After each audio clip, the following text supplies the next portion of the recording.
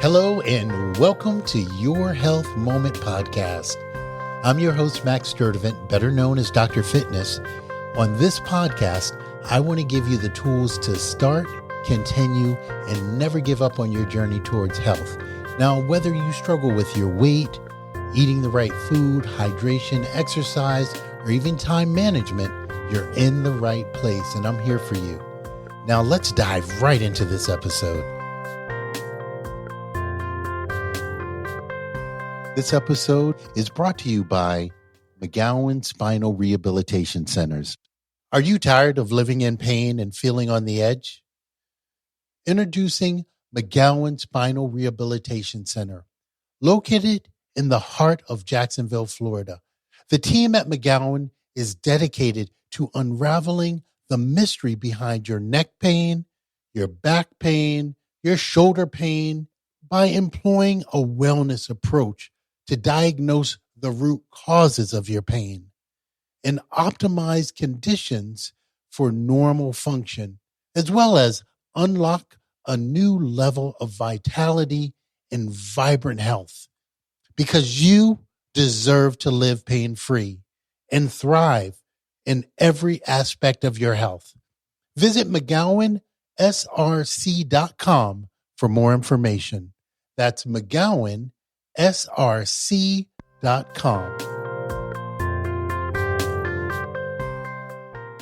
Welcome to Your Health Moment. I'm your host, Max Sturdivant, but better known as Dr. Fitness. And I'm super excited to be here with our guest, Dr. Sheila Carroll. Now, Dr. Sheila is crazy busy. Not only is she an MD, she's a mom, she's a wife, she's probably in the PTA. I am on the PTO. I'm actually not a wife anymore, but I am on the PTO, and it's been a busy morning. But I'm not too busy in general. But like every mom out there. Well, and you have a real serious passion for wellness and fitness and obesity, and so we have the good fortune of having Dr. Carroll here today so that she can share with us what's going on now when it comes to obesity and tied that into childhood obesity as well. And what she sees we could do next to make things better. So, Doc, if you can break this down for us, it'd be really helpful. Sure. Huge topic, obviously. But what I really would love to focus on is how can we help parents help their kids? Because we are living in this current environment, and if we just take the food environment, we are living in a super highly processed food environment. And these foods are, for a long time, even as a doctor, I just thought they were kind of, okay, probably not the greatest to eat a lot of processed foods. But like you said, we're all so busy. We're running around. They're easy. They're convenient. They're pretty economical. And also our kids like to eat them. So it's kind of, it's a slam dunk from that perspective versus whole unprocessed, like more real food. Okay, you have to go shopping more frequently. Usually you have to do some cooking. And frankly, your kid may or may not be, that on board with eating those foods all the time. And so it's more work. It's more work for parents, for sure. So when I see parents, 70% of them are morbidly obese. Yes. So this is the thing here. Like, I used to think, even as a doctor, like, oh, okay, these foods they're probably not great for us, but how bad can they be? But now I really, I've been a pediatrician for 23 years. And I'm 55 years old myself. And so living through this myself, I've struggled with obesity and struggled with overweight my whole life. And now I've just seen, and I truly believe, like, these foods are not neutral and they're not harmless for us. These highly processed foods, they're actually harming us. And when I mean to say they're harming us, it's actually at our cellular level. So when you get into the science of it, a lot of these foods have a lot of added sugar, and that sugar, well, it can be broken down into different types of sugar, but mainly fructose. And fructose, high doses of fructose, especially what's seen in like soda, or I don't know what you guys call it down there. Up here in the north, we call it soda. Do you guys call it soda. pop? A combination between soda and pop. Yeah, soft drinks, but even things like Gatorade or these sports drinks that have tons of added sugar in them, usually 50% of that sugar is fructose at least. And our body, our human body, ancient human body that's evolved over the millennia, our bodies have lost the ability to handle fructose, and we store fructose as fat, and we store fructose as fat in our liver, and so it's harmful for us. So my thinking has really changed, seeing Americans and seeing all over the world, actually, all of us become sicker, more unhealthy, and more not feeling good. We just don't feel good in our bodies. And sometimes I think people don't even realize how bad they feel until they feel better. And that was certainly the case for me. I gave up flour and sugar in an attempt to lose weight, or in a coaching program that I joined a few years ago. And at first I thought, like, what? Who eats like that? Who doesn't eat flour or sugar? And I'm not talking about sugar in fruit or sugar in vegetables. It was mostly just anything with added sugar or flours that I cut out. And after I withdrew a little bit from the not having the sugar, and my brain got used to that. So you went through a withdrawal. Sure. Yeah. I had like a little bit of like fatigue, headache.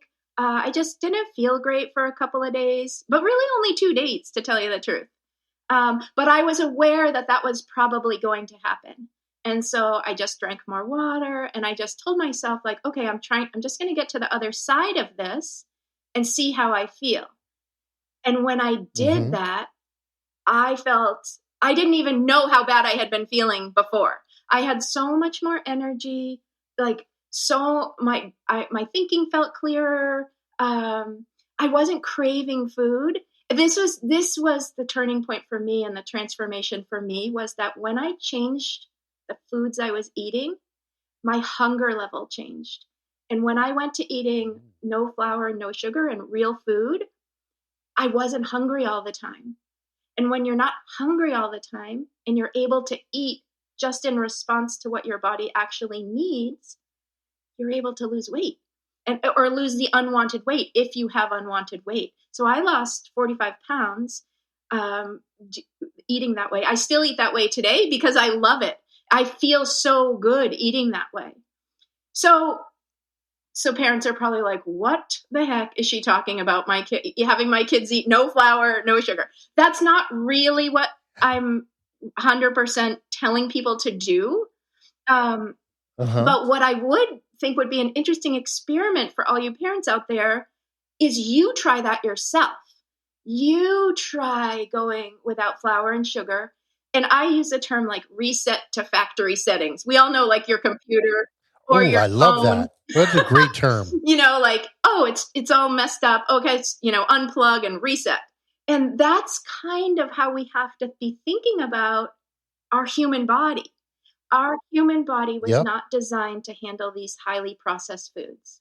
These highly processed foods, some people don't even call them food because food is something that fuels your cells. And these foods with all the added sugars, the emulsifiers, the dyes, the chemicals, all the things, food-like substances, yes. Yeah. They're harming us. And even if you don't have extra weight, even if you happen to be a person not carrying extra weight, if you're eating a lot of highly processed foods, it's likely that your body is still experiencing a higher level of inflammation than it otherwise would. And we know that inflammation contributes to, especially like brain inflammation, contributes to dementia, Alzheimer's disease, and also anxiety, depression, mood disorders, thinking, ADHD, and things like that. So even if you don't have a weight problem, or what you would consider a weight problem, it's for your health. And choosing different foods to benefit your health. Exactly. So that's a tall order to ask parents to even try. Most parents I know wouldn't even try it for themselves. And the notion of saying this is probably the way your kid should be eating, they go right away. I get pushback. And the pushback I normally get is they're a child. They should be able to have these things. I had them when I was a kid. How can I tell my child that he can't have these little Debbie cakes and all these little snacks and Cheez-Its that everybody else in the neighborhood brings to school with their lunchbox? How am I going to deprive my child of that? I don't think it's good. So I get that pushback regularly. How do you handle it? I handle it by talking about health and what we need to do to protect our health. It would be one thing if these little Debbies or whatever were harmless for us. And so, yes, I ate those too, or I used to eat things like that too, but it wasn't healthy for me. And I want something better for my child. I want something better for all these other kids. So I think what we're really talking about is the first step is belief that it's potentially, that it is harmful. I don't even want to say potentially harmful. And this is where there's so many mixed messages out there. I was just going to say, because as you're explaining how dangerous it is and how deadly it is, the industry has billions of dollars that they're putting into how healthy it is to have just 100-calorie snack pack. Right. If you eat a little less, it'll be better. But 10 of those 100-calorie snack packs, you're back in the same situation you were before. So I don't. Yeah. So how are you going to have your voice go above the sound of the messages that they're getting every day on social media, television, radio? Yeah. What's the strategy here? What can we do to elevate your voice? Well, my strategy is education for people, and giving that, because it's when I understand why I'm doing something, it's so much easier than just, oh, don't eat that, don't eat that, don't eat that. But if you really understand what's going on in your body, and it doesn't have to be complicated. I mean, the truth it is crazy complicated. And even, I think all of the scientists and all of the most amazing, people out there, nobody really understands totally 100% the human body. It's just like it's such an amazing machine, I guess, one way you want to put it. But if you I think about it like this sometimes. This is how I explain it to my son too. I have a 12-year-old. And I say, our body is always trying to help us. And your body is trying to protect you. Your brain is trying to protect you by certain thoughts. You're having certain habits. And you also, when you eat something or drink something, your body is, okay, it receives whatever you've eaten or drank, and then it has to figure out how to process that. So storing a lot of extra weight, which is what's happening in our world right now, that's our wonderful human body trying to help us. Like, geez, people, I'm not sure what you're doing, but okay, I'm just going to keep storing it because I don't know what else to do. And then in some people that ends up as, liver disease, non-alcoholic fatty liver disease, or pre-diabetes, or even type 2 diabetes, or polycystic ovarian syndrome. There's so many problems that are coming from so many health problems that are coming from our food. But if we look at it like, okay, we are this body, we are this ancient body, and we haven't evolved our genes that are processing this food and our metabolism and our hormones, they're the same today that they were 200 years ago.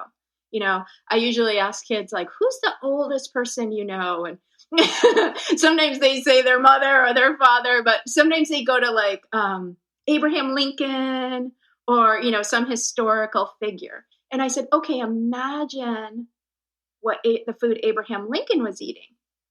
He wasn't eating the food we're eating today. And so, but our genes and our bodies are the same essentially as way back then.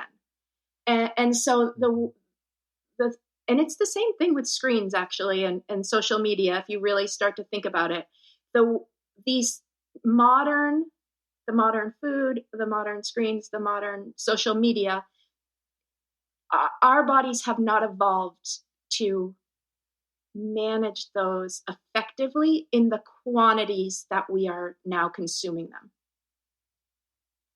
Wow. I mean, total real talk. Have you written some of this, Doc? Is there material out? Well, I have a blog, so I write some things on that. Yeah, I'm going on shows like yours, just trying to get people started with the information of, so what can we do? Because if we wait, if we wait for the government to make the food changes, I mean, that's just never happening because there's so much money involved.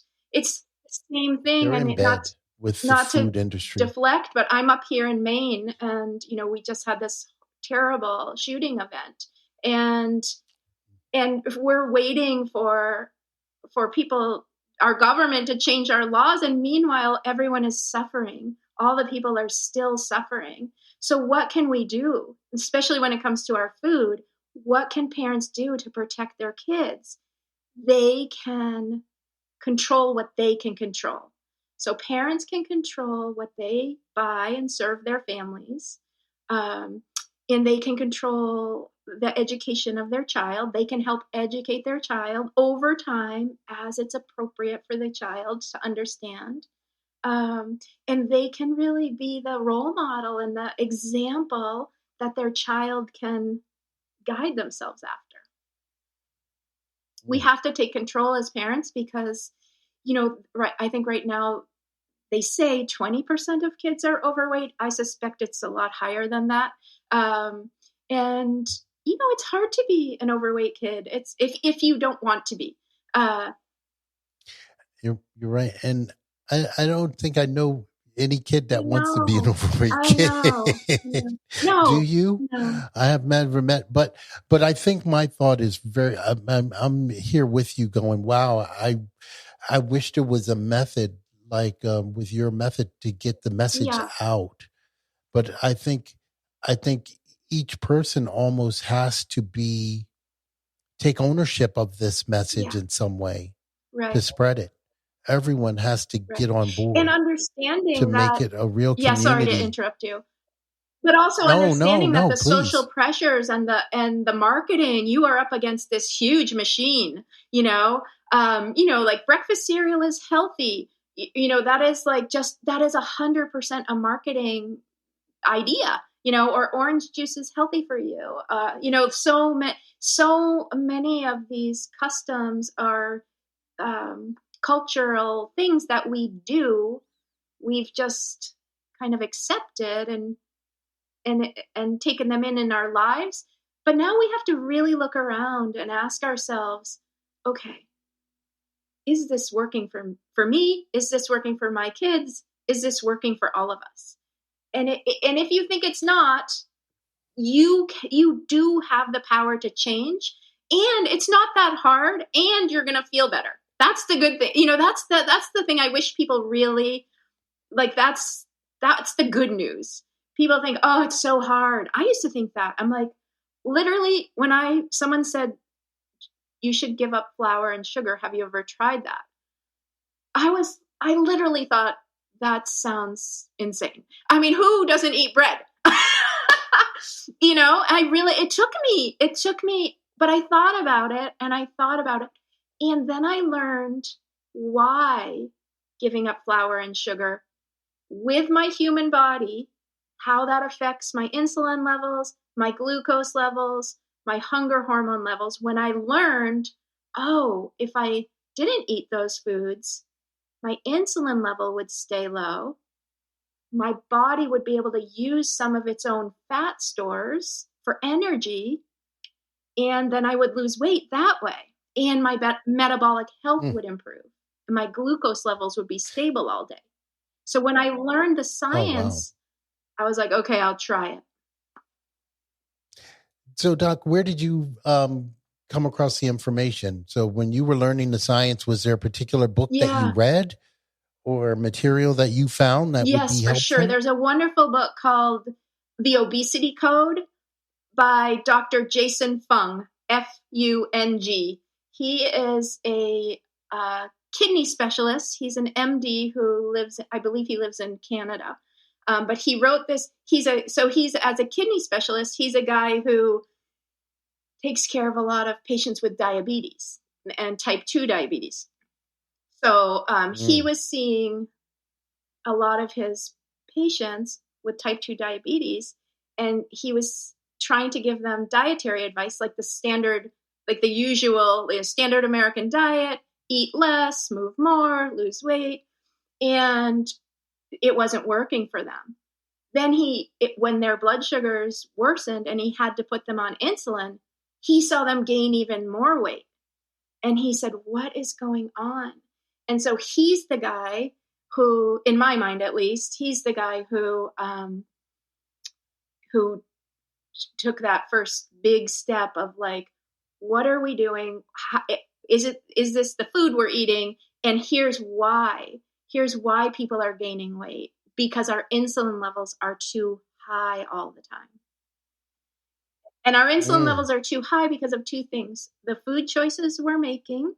When you eat a food with added sugars, even if you eat a food like fruit, but we're really not talking about fruit or vegetables here. But if, say, you have, regular spaghetti sauce or pasta and spaghetti sauce, jar sauce that it has sugar in it. And so if you tracked your glucose level would spike up after that. And because glucose is toxic to our bloodstream and toxic in our body at high levels, our body does what it needs to do to lower the blood glucose level. And how it does that is, well, it either uses it, so getting a little bit of exercise after, even a walk, even a little walk around your house or your apartment after you eat something, that's beneficial, better than not, that's actually really good. I don't even want to say better than nothing, because it's good, because your muscles will start using that glucose. But what your body is doing is spitting out a bunch of insulin into your system that will decrease your blood glucose level. But when you have insulin around in your system, that's a fat storage hormone. So any extra calories are going right to fat, and you can't burn any of your stored fat. So to lose weight, what Dr. Fung's recommendation, and this is what I did to lose weight, and what I've seen lots and lots and lots of people do to lose weight, is keep your insulin levels low. And how you do that is by the food choices that you make, or the time, or the frequency with which you eat. If you look back in the 1980s, 70s and 80s, childhood obesity started rising significantly with the rise of the snack food industry. So in the 50s, 60s, and before that, people would eat breakfast, lunch, and dinner. They'd have an occasional snack, but there weren't all of these snack foods like Doritos and chips and crackers and all of that stuff. That just wasn't really a thing back then. But when we started eating frequently, especially these foods with a lot of flour and sugar, our insulin is getting activated, it's spiking up, the glucose is spiking up, and our insulin is going up. So we're in a chronically elevated insulin state most of the day. I think that the average child eats between 7 and 9 times a day now. They have breakfast, snack, lunch, snack, dinner, snack, bed, And so every single, if you're living in this chronically elevated state of elevated insulin levels, your body has no time to burn its stored fat. The only time would be when you're asleep overnight. So if we can make some changes to the choice of food we're eating, and also potentially, hopefully, not snacking as much, eating really well at meals, and eat enough at meals to get you to the next meal, 4 hours, 5 hours. Kids should be can for sure do that. That's another thing. We also have this belief that our kids need snacks all the time. And that's just not true. I do have that belief. And I guess it's coming to the point where weaning them off of it's coming down to strategies at this point then, isn't it, Doc? What kind of strategies can we offer to help parents? So there's lots of strategies that we can offer parents. And so if you really think okay, I'm going to try this, I think so. Offering strategies such as meals and planning your meals in advance. And so thinking ahead, okay, what am I going to make that's going to have protein, healthy fat, complex carbohydrates, fruits, the meal. And your child, if you could get your child to help you in that planning, that's such a wonderful thing too. And then they're more likely to buy in to what to what you're serving them. But eating protein and eating healthy fats, that keeps us more full, more satiated than eating, things with a lot of added sugar. So planning your meals in advance. And so if you do have a child who eats and then a couple hours later they say they're hungry again, okay, no problem. Have something like a real food. Have some chicken or some, whatever. Maybe you have something left over, or you have something coming up from your next meal, but real food, just a smaller, a snack size amount of real food. So I think, there's so many different strategies. And I think the first one is really just having the parent get bought in that this is what's super important for their child's health. And helping them. So a book for them to read that would be helpful would be The Obesity Code. That's a wonderful book for sure. Yeah. And I'd like to add one to that. Another book that might be helpful is Why We Get Fat and What to Do About It. Who wrote that? Gary Taubes. Yeah. I love that guy. Yeah. Good calories, The bad Truth calories. About Sugar. The Truth About Sugar. I've read his books, and he has such a wonderful phrase. Have you read it in his book? The phrase, "Those of us that fatten easily." When I read that, I was like, "Oh, that's neat." I love his books too. And for me, it was the paradigm. It was the reading material that made the paradigm shift for me. Yeah, he's wonderful. So if you haven't read that book or The Obesity Code by Dr. Fung, just definitely check out Gary Taubes' book, because you will have a paradigm shift in your thinking, I believe, once you read the book. And I was a staunch believer that it was all hooey until I read the book. And he has done a great job researching the material. He has studies to really show you what happens to populations. It's pretty impressive. So it took me off my high horse thinking, I know what's right for moderation of every... No, I mean, it was really eye-opening. And I think if you haven't taken the time to really do the research, because us talking about it, because I was introduced to it by a physician who's an oncologist, and he realized that women that were suffering from PCOS,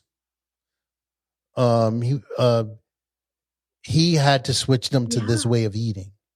And when he recommended it, they were not in. So he had to find ways to get them to be on board. And the book was really helpful to that end. So it wasn't just him talking about it. It was, they were able to look at the research and really see the impact. And not everyone's going to be blown away probably by the research and that, but I really strongly recommend that you find your way to the place where Dr. Carroll is trying to get you to go, because it's really very important to have this type of awareness, because the buck stops with you. And I think if parents, most people don't know what insulin resistance even is. And that's normal. If you're not into science and you're not a medical person, how would you possibly know what that was? But that's what's driving our obesity problem. One of the major things that's driving our obesity problem, and it's especially true for our kids. I was going to throw out another, maybe a little bit more easy to digest. If some of your parents or some of your listeners are on Instagram, there's a really great person. Her name is I forget what her real name is, but she goes under the handle of the Glucose Goddess. Do you follow her at all? I have. I think she's out of San Francisco. Remember. I think I don't know where she's from, to tell you the truth. She sounds European to me in some way, but I can't remember. But what she does, she has these really amazing graphics that are her personal continuous glucose monitor graphics. Like, when I eat oatmeal, this is what happens to my blood sugar. Oh, if I eat a salad, or something, I'm just making this up, but if I eat a salad and then a bowl of oatmeal, my glucose level has a flatter curve. So she offers people like a just super engaging visualization of exactly what you and I are talking about right now. And she calls them like life hacks, things to do to kind of flatten that glucose curve so your insulin stays lower. And it's very understandable, and it's I think that's very relatable for people. So she has a couple books, and she has a cookbook out. But it's exactly what we're talking about, is keeping our glucose levels stable so our insulin levels stay low.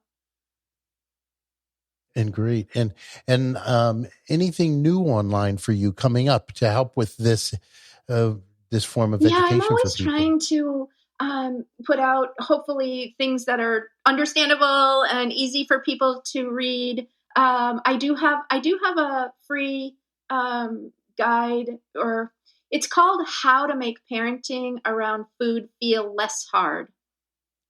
Oh my God, that's great. What it is, it's a tool. We use this term like tool, but really what it is, it's like a framework to think about the ways that you're gonna feed your family, and it's this tool called the division of responsibility. I don't know if you've ever heard of that. It's created decades ago by a dietitian named Ellen Satter, and her framework for feeding kids. And she kind of started this before all the processed food movement, but still, it is such a wonderful framework, and it divides the whole idea of eating into the parents' jobs and the kids' jobs. And the parents decide what is going to be served, when it's going to be served, and where it's going to be served. And the child decides if they're going to eat, and if they're going to eat what the parent has decided to be served, and if they're going to eat it, how much. So if we each stay in our lane and we let our kids decide, we decide what's being offered, and then the child decides how much. So there's much less pressure at mealtimes. There's much less drama. There's no, finish your plate or you can't go outside, or finish your plate or you can't have dessert, or, it takes the battle out of the food situation. And it is up to the parents to decide what. Of course, that's the biggest thing. I love that. Yeah. What and when. Hey, I think that's a great place for us to end, because we've run out of time, and that is a fantastic place for us to end. Wow, and that's another incredibly helpful tip that people can use. So thank you. Yeah, they can go to my website which is SheilaCarrollMD.com, and then you can download it right there. Great. And Sheila uploaded her contact information onto our show notes. So, if you're listening to the show, you go to the show notes, everything is going to be there for you. And I think you will have the pathway to feeding your children better as well as yourself. So definitely go to Sheila's page and get the contact information. She's done a lot of hard work putting this information together for you. Her blog is fascinating, so definitely read it as well. Sheila, thank you so much for joining us today. It's been a real pleasure speaking with you. I appreciate it. Thank you for listening to this episode of Your Health Moment podcast. If you enjoyed what you've heard, you can visit our website, yourhealthmoment.com, for past episodes, show notes, and all the resources that we mentioned on the show. Feel free to connect with me on social media too. Send me a DM and let me know what your thoughts are about the episodes that you've been listening to. And don't be shy about requesting any other show topics that you might like to explore.